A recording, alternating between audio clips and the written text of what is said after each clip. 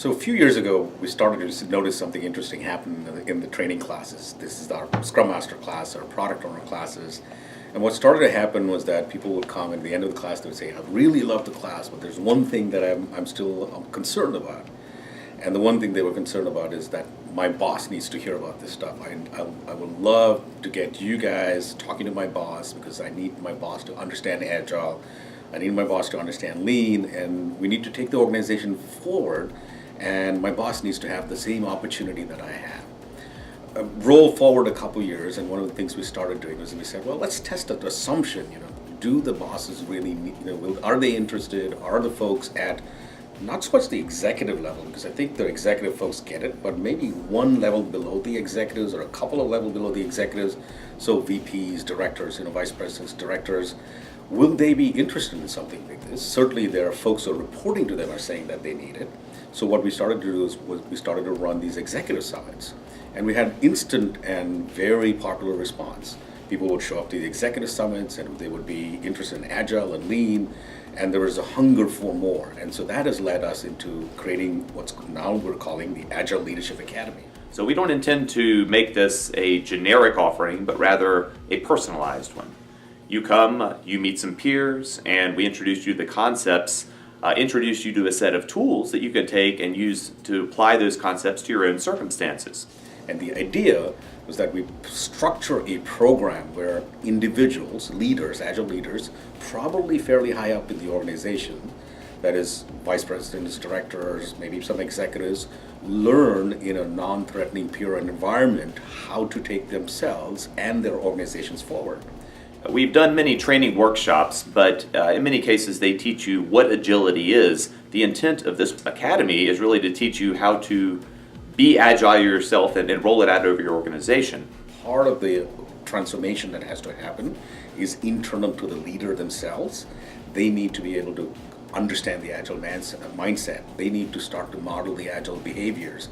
And that doesn't happen overnight. So within the academy, we've set up a foundation for that transformation to happen, both at the individual level and also at the organization level. The academy is broken down into 4 primary areas.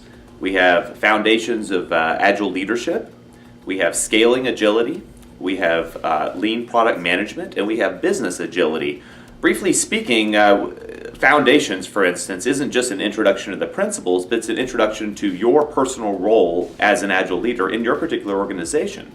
In scaling agility, we give you a survey of some of the primary scaling methods that are out there, things such as SAFe and LESS, and we help you to understand how they apply in your particular environment and how you might be able to roll them out in your organizations. In lean product management, we actually go into facets of the lean startup and other such things to help you understand your audience and your customers and your users better and help to design more innovative products that better meet users' needs. In business agility, perhaps the most interesting of the modules, we look at all of the areas outside of technology.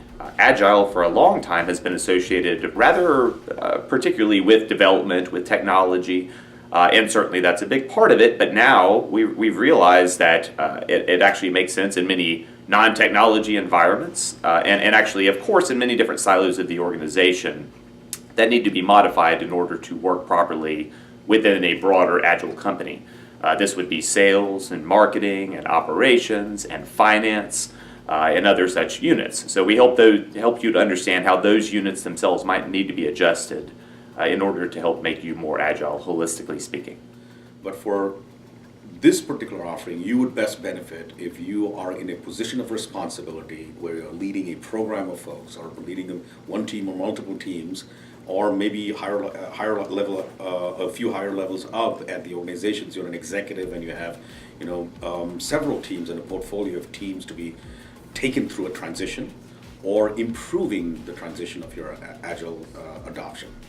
So years ago in 2001, many leaders in the what was to become the Agile space, it was called lightweight at the time, wrote the Agile Manifesto, which went on to become a hallmark of this movement and helped people to align and understand the core values and principles which tied together the disparate methodologies.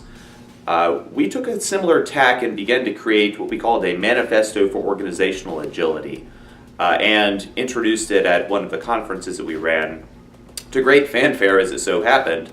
The idea here is to look more at the aspects of an agile company at the organizational level, at the portfolio level, at the program level, what actually needs to change. And these are things like moving away from, for instance, internally based decisions and moving more towards data-based, hypothesis-based sort of experiments. So the biggest transformation that internally that leaders need to go through is to figure out how to move from a more what used to be called a command and control, but basically a top-down style of management to more of a collaborative style of management where leaders can devolve that control to their teams.